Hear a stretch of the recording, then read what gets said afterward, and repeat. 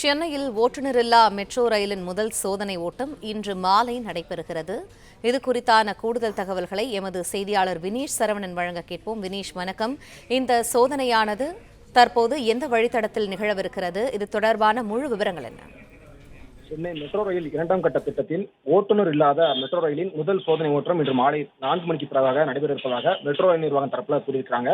பூந்தமல்லி பணிமனையிலிருந்து முல்லைத்தோட்டம் வரையில் 2.5 கிலோமீட்டர் தொலைவிற்கு 20 முதல் 30 கிலோமீட்டர் வேகத்தில் இந்த சோதனை ஓட்டத்தை நடத்த மெட்ரோ ரயில் நிர்வாக அதிகாரிகள் திட்டமிட்டிருக்கிறார்கள்.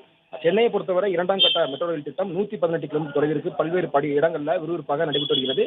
அதில் குறிப்பாக 2ஆம் கட்ட திட்டத்தில் 4வது வழித்தடமாக இருக்கக்கூடிய பூந்தமல்லி முதல் கலங்கர விரக்கம் வரையிலான 26.1 கிலோமீட்டர் தொலைவில் அதன் முதல் பகுதியாக அந்த வழித்தடம் தொடங்கக்கூடிய முதல் பகுதியான பூந்தமல்லி பணிமனை முதல் போரூர் வரையிலான முதற்கட்ட திட்டம் இந்த ஆண்டு டிசம்பரில் மக்கள் பயன்பாட்டில் வரவுள்ளதாக ஏற்கனவே தமிழக சட்டசபையில் அறிவித்திருந்தார்கள்.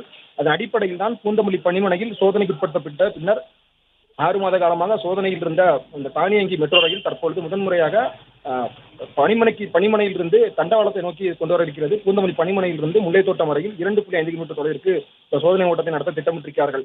சிசிடியில் தயாரிக்கப்பட்ட 3 பெட்டிகள் கொண்ட ஓட்டுநர் இல்லாத மெட்ரோ ரயில் கடந்த அக்டோபர் மாதம் பூந்தமல்லி பணிமனை கொண்டிருந்தது. 6 மாத காலமாக அதனுடைய செயல்பாடுகள் தொடர்பாக மெட்ரோ நிர்வாக அதிகாரிகள் ஆய்வு மேற்கொண்டிருந்தார்கள். முதன்முறையாக தண்டவாள பணிகள் சுமார் 3 கிலோமீட்டர் தொலைவிற்கு முடிந்த நிலையில் முதல் சோதனை ஓட்டத்தை நடத்த திட்டமிட்டிருக்கிறார்கள். இன்று மாலை 4 மணிக்கு பிறகாக பூந்தமல்லி பணிமனையில் இருந்து முல்லைத்தோட்டம் வரையிலான 2.5 கிலோமீட்டர் தொலைவிற்கு இந்த சோதனை ஓட்டத்தை நடத்த திட்டமிட்டிருக்கிறார்கள்.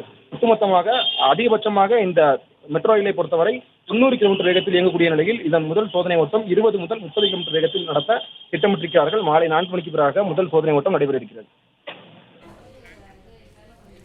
நன்றி வினீஷ் சரவணன், விரிவான தகவல்களுக்கு.